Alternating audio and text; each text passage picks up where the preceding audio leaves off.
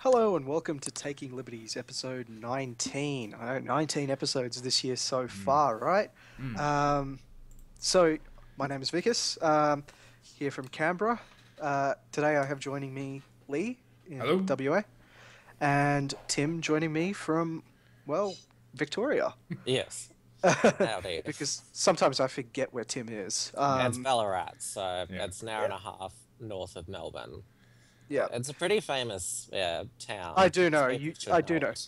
Yes, yes, yes. The home of Ned Kelly, I believe. Yeah, anyway, so we don't want to talk about Australian history. We're here to take liberties. So Actually, before we go into the issues, do you want to just mention where people can find us now, on what Oh, other media formats? that's right. We now have iTunes. And I don't actually know the address for that. How embarrassing. If you just look taking Liberties Radio on iTunes, you should be able to find it. Yeah. And we're also on Stitcher. And we're also on Stitcher. Thank you, Lee, for setting all that up. I probably would have never gotten around to it just because I'm that busy. So now you can listen to us in your car or going for a jog if you want Yeah. to. Oh God, can you imagine that? I take no liability for anyone who fell asleep at their jog. Yeah. I digress. So the big thing that's happened this week is obviously the ALP conference, and you know what? The media's covered the entire sort of stamping. You know, the Labor left people, you know, trying to steal the show. Well, Plebiscite. they've taken over the numbers now in the ALP, so Yes, yes, they.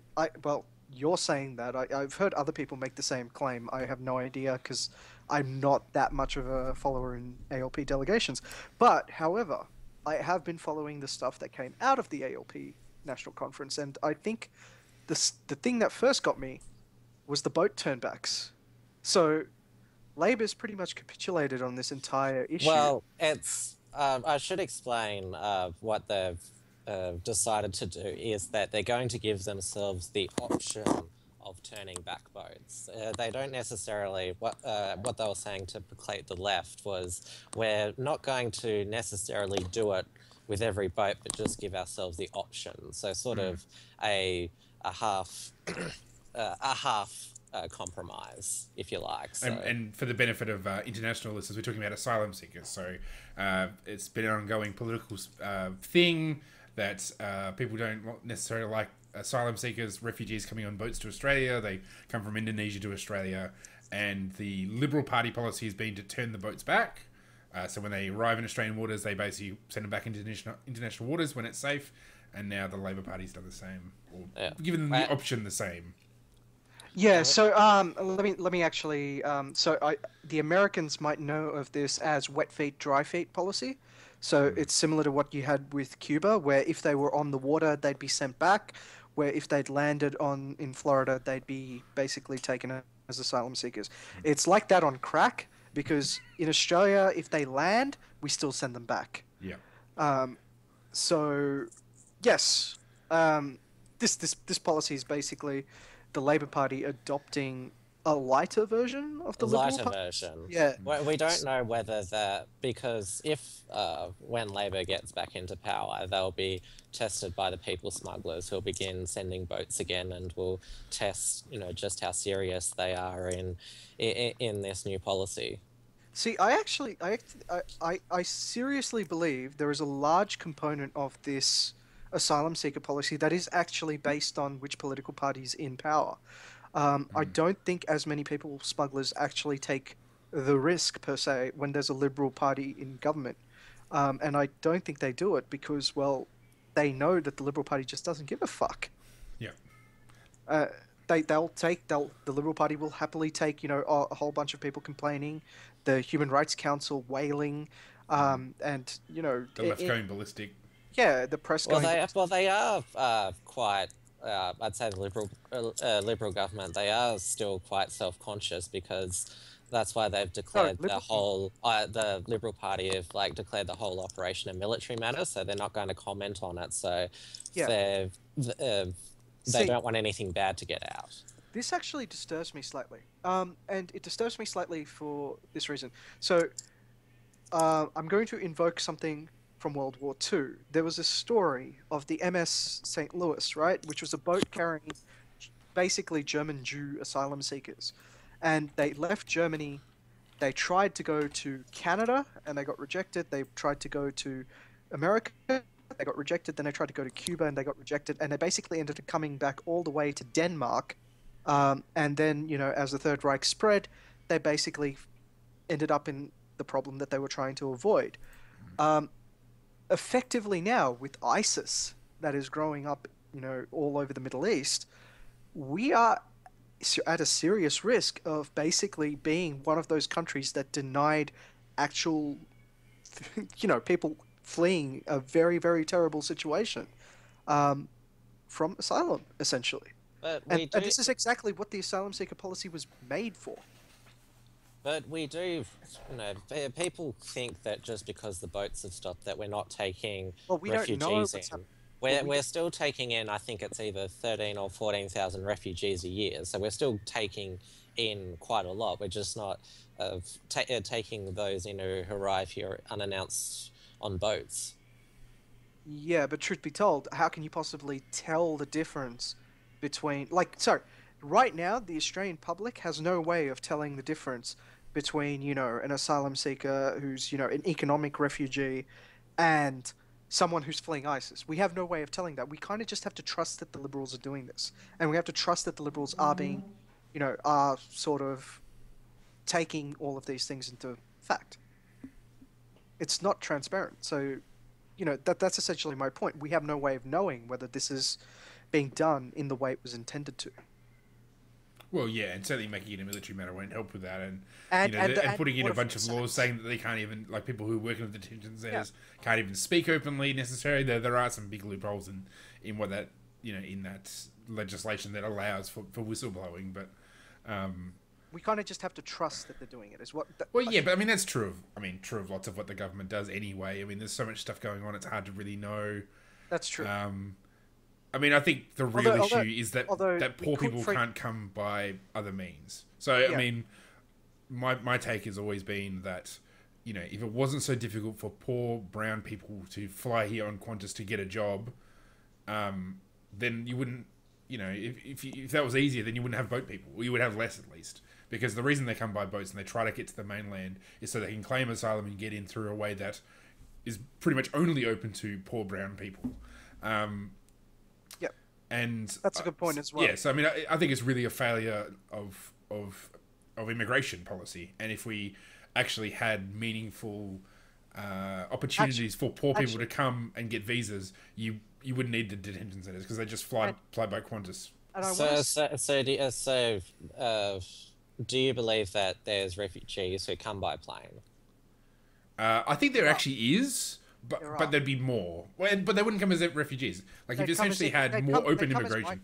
Yeah. Essentially, like, I mean, something David Leyonhjelm's talked about and something that I guess is dovetailed with some other things that Brian Kaplan has talked about with open borders is, essentially having a unlimited low-skilled visas. So at the moment, if you are an engineer from Bangladesh, it's not that hard to get to Australia because we want lots of engineers. But if you're a brick labourer, it's very hard. So essentially, we restrict low-skill immigration. If we open up low-skill immigration and took away the limits on it, and maybe do what David Leyonhjelm has suggested and others suggested, which is you charge people to come.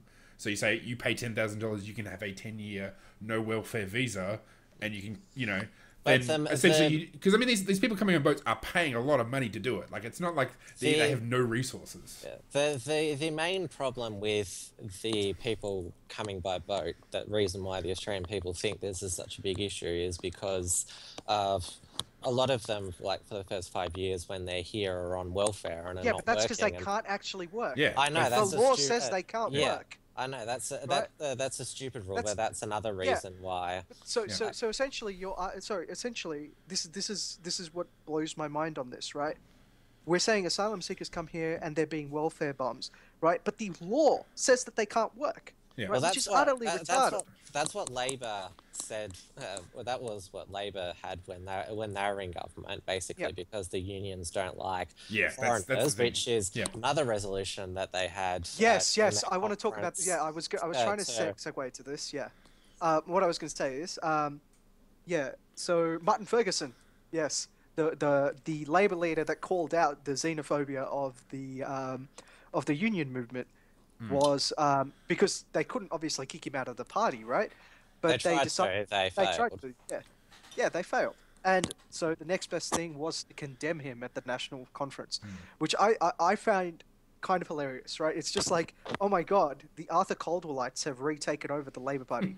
By the way, There historical was context for anyone who doesn't understand that reference, Arthur Caldwell was a Labour leader during the 1950s who famously said in Parliament, two wongs don't make a white. I'm not Yeah. kidding. Google that shit. Warren Mundine said on the Bolt Report yesterday that basically the Labour Party was founded on racism It Yeah, was. it was. It in literally formulating was. the White Australia policy. Yeah. Yeah. I- Yes. Yeah. And And it was one of the few good things that Whitlam did was, get rid of all that xenophobia and racism from the Labor Party from well, that at period least the till now. vestiges of white Australia. I don't think the racism has ever left the union movement because they're Also, fundamentally it's certainly they're protectionists. It's They certainly are. They are. Yeah. Like the what was his name? Tony Sheldon from the Transport Workers Union. Yeah. He refers to all offshoring as Asianization. Yeah. I So, mean, what the yeah. fuck? Seriously. Yeah. And it's so frustrating. I mean, and that's essentially if you move to a scheme of low skill, because also to do with refugees on the conservative side is the Islamization of Australia, and they get all upset about halal and they're worried about radical Islam and all this sort of stuff, and and that's what Andrew Bolton in particular talks a lot about was are we importing this foreign culture? And I guess if you moved from the current situation to they made the same argument in the 1940s with Jewish migration. And with the Irish and with the Catholics and with the Vietnamese, it's the same argument in every generation. It's just a different set of migrants. To be fair, as someone who came from a former Catholic colony, I can understand the fear of Catholics. Well, yes, I think there's mainly the Irish though, the Irish Catholics in particular, and probably the Spanish. So anyway, I mean, it's essentially you'd be transferring if you move to a unlimited low skill visa. You'd be transferring the source of resentment from the conservative side to the progressives to unions. I mean, they would just go ballistic. That's why it would never happen because the unions control the Labour Party, and the Labour Party is never going to be in favour of poor migrants coming here to work. Basically, in the migration system, it's the worst of both worlds. We've probably got at the moment that if people come here, we don't want them to work. On the Labor side, while on the I'd say conservative side, it's they're importing a foreign culture, and we don't like that. Yeah. I'll be honest, right? I legitimately think. Sorry, well, I legitimately want a policy in place where yes, we can have that quota of like 13,000 or whatever the fuck you want. Let's say we even double it to 26,000 like Dick Smith and whoever else wants it. But what about if on the side, right, we also, right, had business sponsored TPVs, right? Right, like these guys come in, like the minimum time that the minimum time any company that does this has to take them is for a year. Right, and if say they can't actually work here in Australia, it's up to that business to find somewhere else for them to work.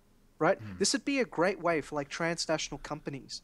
Like I'd say rope this in with like the TPP. Right, would be a really great way for all of the countries that are part of the TPP to essentially get like this low skilled, like sort of migratory workforce. And it'd be fantastic because it could fill the gaps in any of these countries. I mean, the problem with having employment based in employment I know is you've got union movements all over the world. Well, that and like also it basically shackles people to their companies, and you get all sorts of stuff where companies start demanding a lot of their migrant workforce because they say if you don't do this, we will deport you. Which is why I said right. If you cancel their employment, it then becomes onerous on the company. Yeah, okay. Yep. I mean, I think the notion of having them pay to come into the country and giving them no welfare will probably mollify the right. Like if you say these people are not only making a sacrifice in terms of their lives, they're moving, but they're actually literally paying the Australian government to come into this country and to then not even get welfare. Like I think that's probably enough to sort of satisfy a lot on the right. I like the buy. I like the Yeah. bond idea. Because then I mean, if you really wanted to, you can make it a bond. I think that makes it complicated. I think 5 or 10 grand's probably enough. Because I mean, what you're seeing with a number of these refugees is that they're sending all the young men. So they send all the young men to come and work, and then they bring the families over, and that makes sense. I mean, that happens with not just. But with uni students as well. Like I know of people who send like it's from Singapore and Hong Kong and stuff. They send their young bright men to become doctors, and then they send all this money back, and they sort of essentially pay off the money that the families and the communities paid to send them over. So it's like it's one of those things that kind of like a human capital sort of. Yeah. So I mean, and it also stops. I mean, it sort of weeds. It's going to sort of, in a sense, sort of weed out some people who maybe might just come to be criminals, because there is if you just had unlimited immigration in a world where migrating is really easy now, then having a bunch of pickpockets come from Bangladesh to come and harass people in Sydney is like not totally out of the realm of possibility. So if you have at least a small amount of some cost, you're saying, well, you have to actually really want to be here, and if you get sent back, there's a real economic cost. So yeah, I mean, I think that's probably a good way forward, but you still have to deal with the union movement. And yeah. And speaking of unions, let's talk about the wealth tax, because we're about halfway through, and unions are in favour of hating poor people, hating rich people. So this is actually the Buffett rule, if I remember correctly, and so the interesting thing about this is Warren Buffett said, "What a shame it is that he pays less tax than his secretary, who's apparently very middle class." Yeah. Now, here's my main shtick about that. If you think you're paying too much, if you're paying too low taxes, why don't you get rid of any of those tax minimization schemes that you're using? Just saying, right? Yeah. Like, you're minimizing your tax. And also, I personally don't see anything wrong with his tax rate. He was saying that he's only paying 16% tax, which in America is the capital gains tax. Now, I'm sitting there and going, wait, that means that your income isn't liquid, right? Which means there are actual real costs to him to get his assets from their non-liquid state to like actually being spendable assets. And I'm sitting there going like, I don't understand your complaint. Are you saying that your non-liquid assets should be taxed like your liquid assets? Like, yeah, I mean, and that's kind of where a lot of the analysis came when Warren Buffett said that, is people came out and said, well, yeah, okay, you may only pay income tax to this rate, but you're paying company tax, you're paying this tax, you're paying that. There's lots, like, rich people structure their investments in a variety of ways. Like, middle class people basically get income. Like, they get wages, they get their salary. Correct. They might have a bit of, maybe have some shares, maybe have something, but that's not what really rich people have. They have lots, they've got income coming from a lot of sources, and all of it's taxed. And what ends up happening is you get double and triple and quadruple taxation. So it's actually, when you look at the effective tax rate that Warren Buffett's paying, it is like 50 cents in the dollar. Like, it's absurd how much tax. Even in the US, which is theoretically a low taxing place, it's not the case. When you look at company, I mean, they got the highest company tax in the world. and so the reason why they do that is, so people look at just simply, oh, they made this much money and they paid this much tax. Yeah.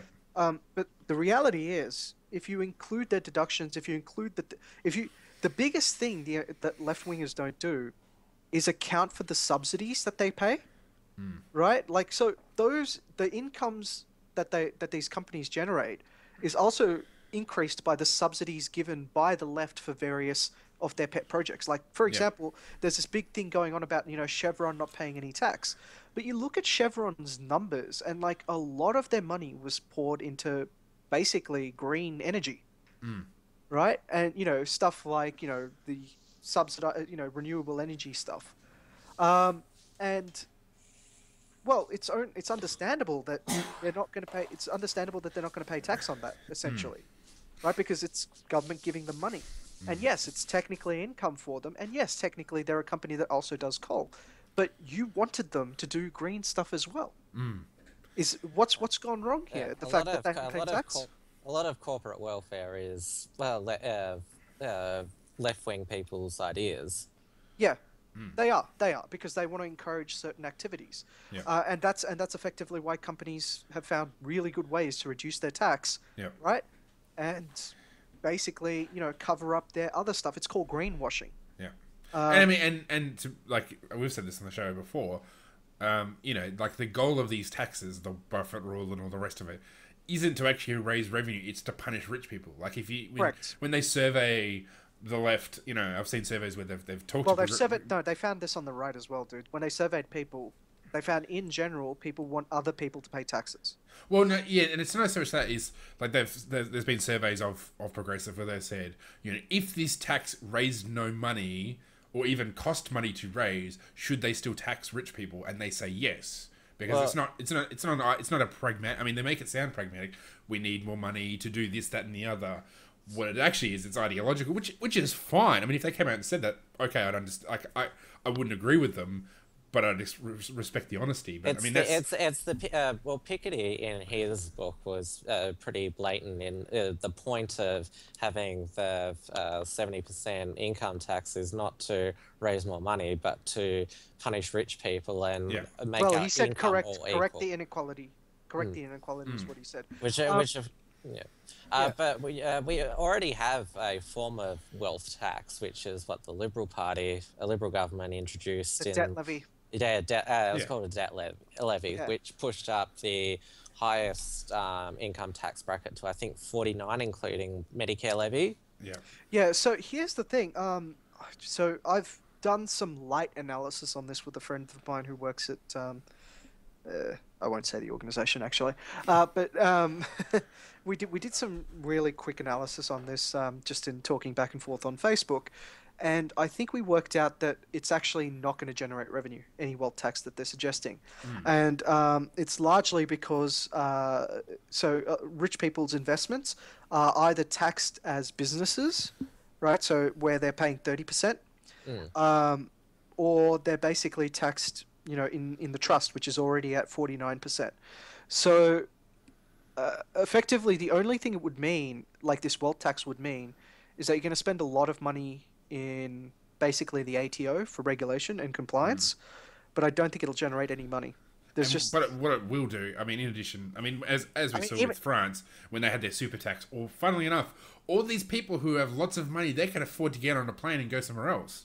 yes, So you know, like they'd even probably those people, just go to New Zealand. yeah, that's it. And You don't have but also it discourages people to going up to that threshold. So I remember hearing on sort of local radio talkback, it was the ABC, and you know they're talking about increasing taxes or regulation or whatever on a particular on rich people. And this guy who was a contractor, he rang up, he said, look, I hired all these people, I make a lot of money, but I work a lot of hours, and every time you add more regulation or add more taxes, I just sort of think I can't be bothered anymore, you know. And he actually said, like, I'm just at the point now that once it hits the end of the financial year, I'm going to sell my business, I'm going to move on, because it's just not worth the effort, because it's, you know, you need to get a return, you need to actually, you know, profit from all this extra effort. And you know, there's a reason why these people earn a lot of money. It's because not many people can do what they do. I mean, the left like to sort of say, they pointed at Gina Reinhart and say, oh, they've inherited all this wealth. You look at Gina Reinhart. She did not inherit like $20 million. Yeah, I watched. That's it. And how many people can turn a $75 million inheritance and turn it into $9 billion? Not many people, and I'm willing to bet none of them are in a union or in the Labour Party. Like, these people have no idea what they're talking about, and yet they want to pontificate It was about interesting how easy it watching is to make the money. Australian Story feature on Gina Reinhart, and she talks about the ridiculous hours she works, and she's like, never have weekends, don't go on holidays, and it's not all fine whining and dining being a wealthy person. And I say all this as a person who has worked minimum wage jobs my entire life. I've scrubbed, crusty chicken off the bottom of sinks. I've pulled rotten fruit out from fruit bins. Like, I've worked all those crappy... Because that's what they say. They say, oh, yeah, okay, Gina's sitting around, burning money for fun in her spare time while all these cleaners are working hard and all this. I've done those jobs. Like, I understand how hard they are. But I don't know, like, the amount of... I can't do what these rich people do. Like, that's why they're rich, is because only they know how to use the resources in such a way that allows them to generate all this wealth for other people and create all these investments. But there is, yes, there is a lot of, there's a lot of research and things, there's a lot of research and intellectual effort that goes into making money these days. But there's also an element of luck, in the sense that you need investments to pan out. Well, it's Yeah. you got to have good Yeah. decision making and judgment calls. Correct. Yeah. That's a big skill as well, and often Yeah. involves studying things quite methodically. But I mean, Yeah. in the end, like the amount of people who want to be rich is a very high number. Like everybody wants to have $10 billion. So it's not a case that people don't want to have those opportunities. It's just that there's like it's all. I mean, it comes down to knowledge. Like knowledge creates opportunities. So it's So very here's the Hayekian in that sense. So- So you know, Here's the thing. The truth is, I actually don't care about the money aspect of this. Like, money. Sorry, to take Ayn Rand's opinion on this, money's only a tool, but you're always in the driver's seat. It's really what you're doing with it that matters. And I'd actually I'd actually sort of say, Gina's probably doing better with the money than anyone else would have done with her money. She's probably generating the most productivity possible. She's probably generating, well, I'd say it's almost axiomatic to say she's generating the most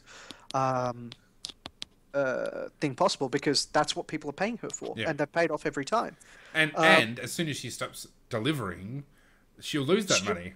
Correct. Where if the government pisses $10 billion down the drain, as they do all the time, you know what happens then? Well, we're still a government. We're still politicians. Most of the politicians who have wasted all this money are still in politics. They Well, retire.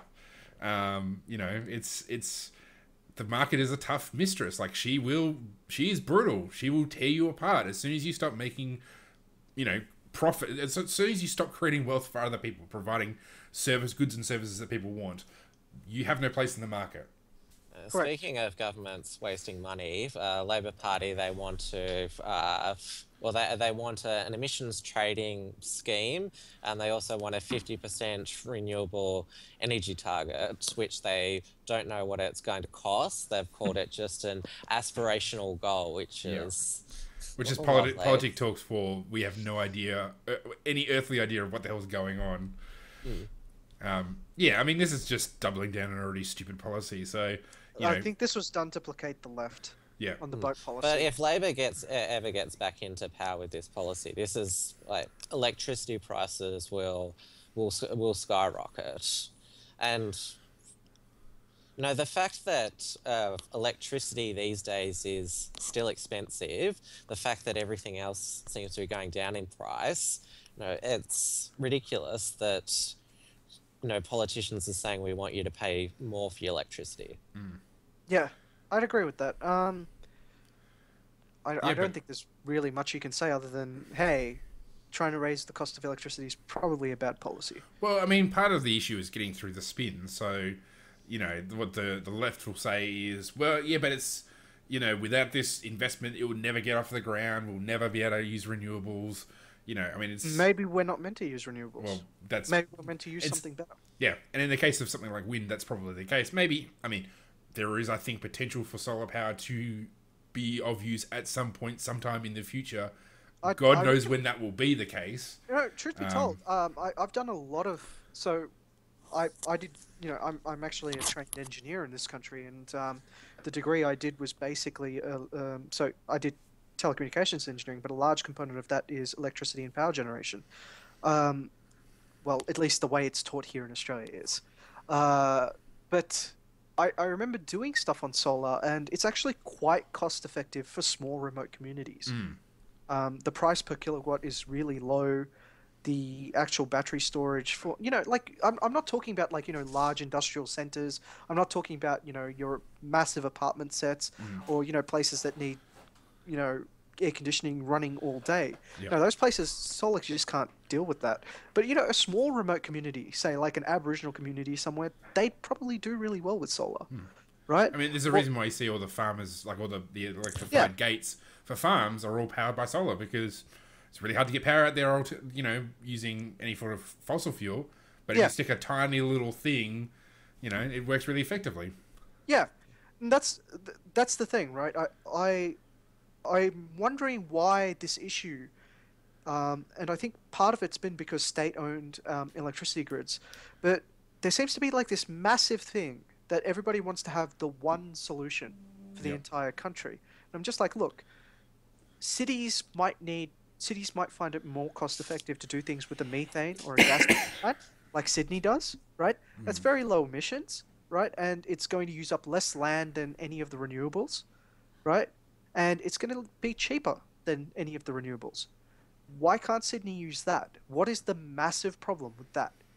Because the Well, politician wants to cut a ribbon of a massive solar power station. well, and that's Which, also they want to Yeah. save the world from the warming apocalypse. Yeah. yeah, I mean, I think like part of this is people don't understand innovation. They don't understand like diversity in the market.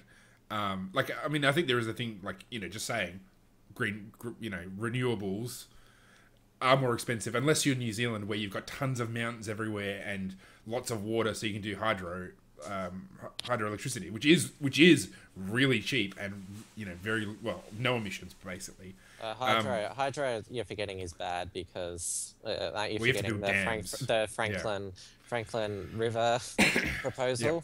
Yeah, of course. So that's where you expose the double standards of the green movement. But Yeah. aside from hydro, all renewables are extremely expensive. But what people don't understand, this is what I talk about with my friends on Facebook when they say, well, we need to put this money in to create this future because without this money coming from the government, which is really coming from the pockets of taxpayers and consumers, we'll never have effective solar panels. And they don't understand the process of innovation, the process of wealth creation, where prices drive behavior.